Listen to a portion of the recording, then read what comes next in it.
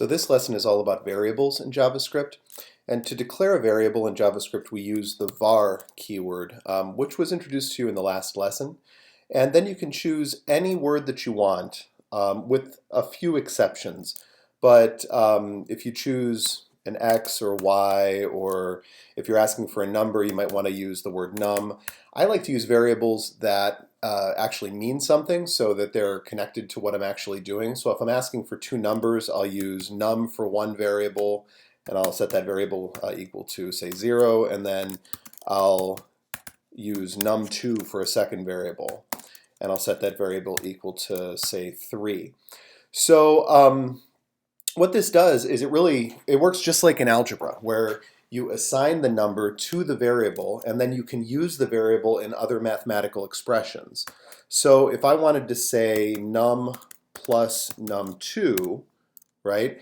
And now I'm going to console log this. What this does is this will print this out to my console when I press run.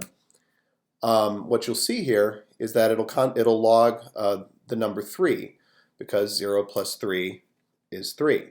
And I can do that with any mathematical expression. So if I wanted to subtract num1 from num2, it'll log -3, right? If I wanted to multiply num1 and num2, it'll log 0. 0 times 3 is 0. And if I wanted to divide, it would also log 0, because 0 over 3 is 0. If I change num to 1 and I do this division problem, I'll get 0.3 repeating. And so basically your math operators work just the same way that they do in mathematics. A plus, minus, the star is your multiplication symbol, and a slash is your division symbol. There are other mathematical operators that you need to know. So I'm going to change this here to a 2, and I want to show you the mathematical operator for exponents. So think about exponents as if you're multiplying more than one time. So for an exponent, you just use 2 stars, and that'll take the exponent 2 to the third. And so 2 times 2 is 4, and then 2 times 2 times 2 is then 8. So if I run this, I'm going to get 8. Okay? So there are a lot of different kinds of things that we can store in these variables. We can store numbers just like this. We can also store strings of text. So in JavaScript and really any programming language, text enclosed in quotation marks is called a string. Okay? This is called a string. So if I put some text in here, right, I now have a string. Now I can assign a variable. I'm going to assign x to this string hello world. Now in the next line, I'm going to assign another variable, y, to a different string. I'm going to say in this string, my name is Brian Tittle. And then I'm going to assign another one, var z is going to be equal to another string that's going to be welcome to Intro to Game Development. Okay, so now I have these 3 strings, and if I want to log one of these strings, I type in console.log, and I can log string x. When I run this, you see that it logs the string hello world. But I can also use the addition operator to add strings together.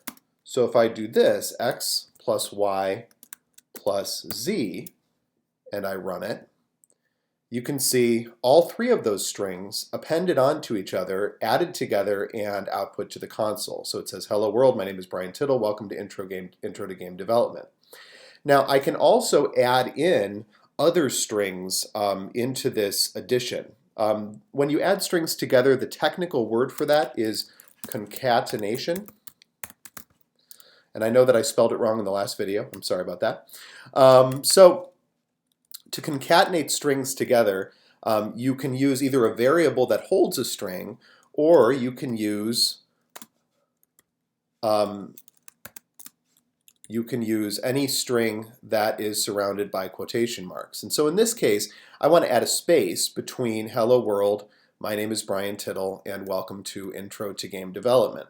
And so what I'm going to do here is add a string that only holds one space, and when I press run, you can see that now it's spacing out my words the way that I want them to.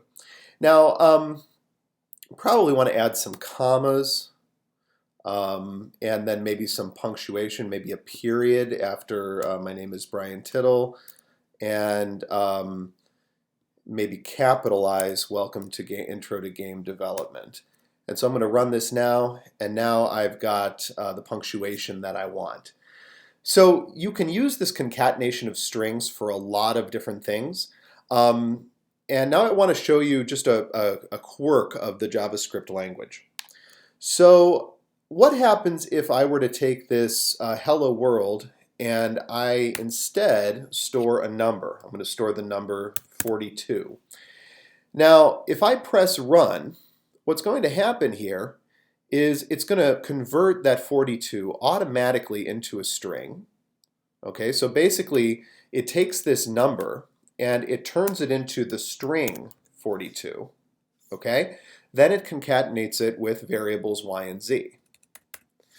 Now, if I change variable y to a number, so 23, and now I've got x, I'm going to take this string out of here, x plus y plus a string plus z.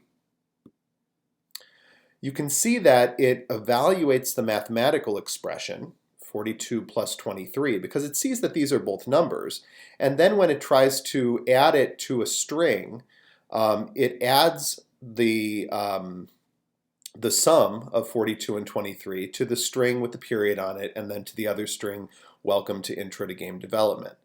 So this automatic conversion of numbers to strings can be something that can be really helpful in JavaScript, but it can also kind of catch you out and cause your program to do some weird things.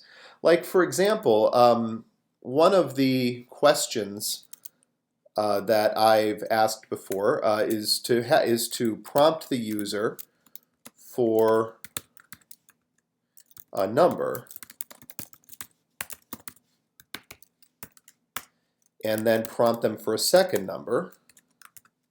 Oh.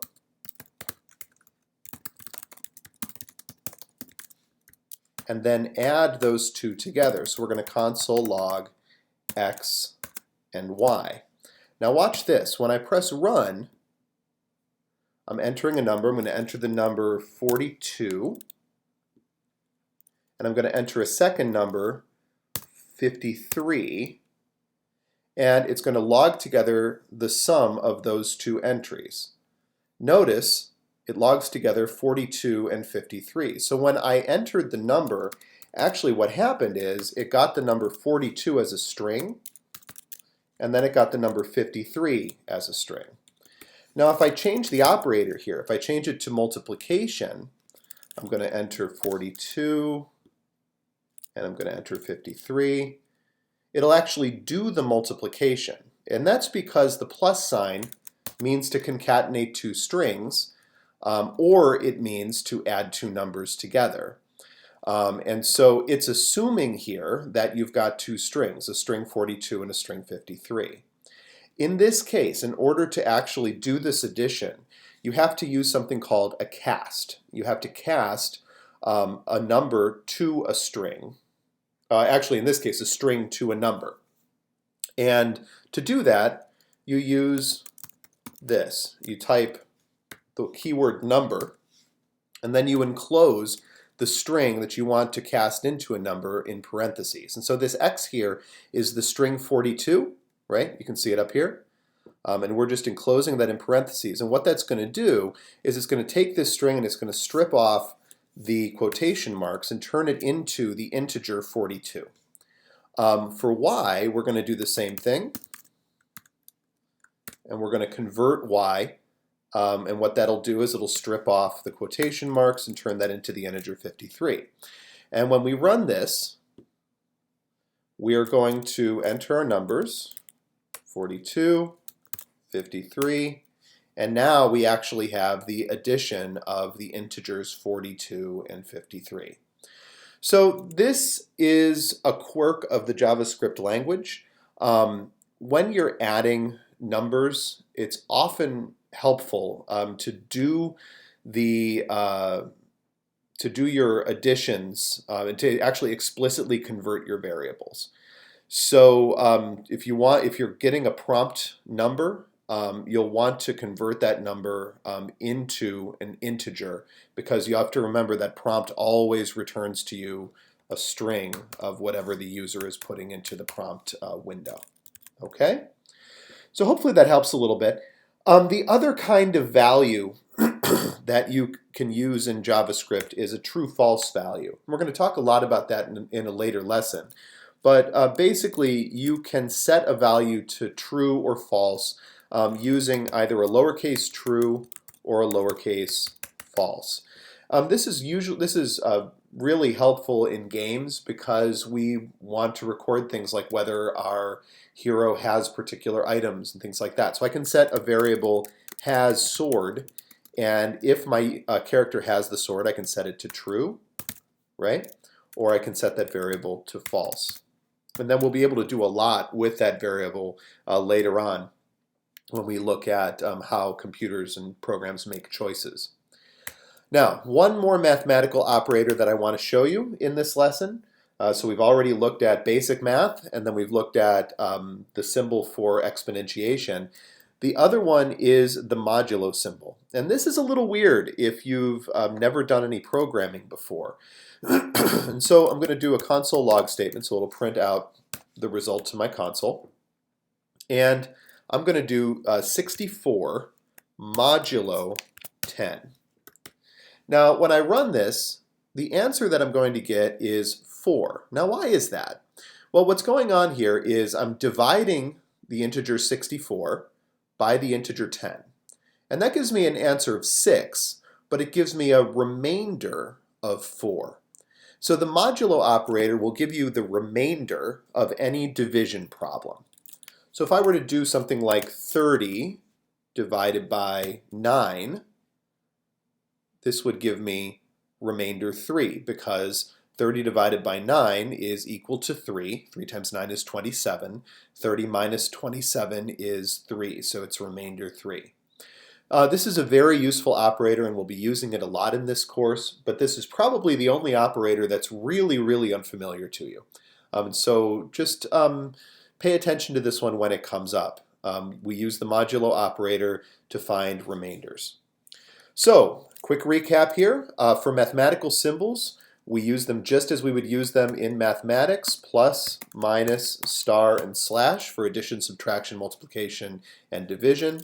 For exponentiation, we use a double star. And for modulo, we use the percentage sign, which is the modulo operator. Finally, we also talked about casting strings.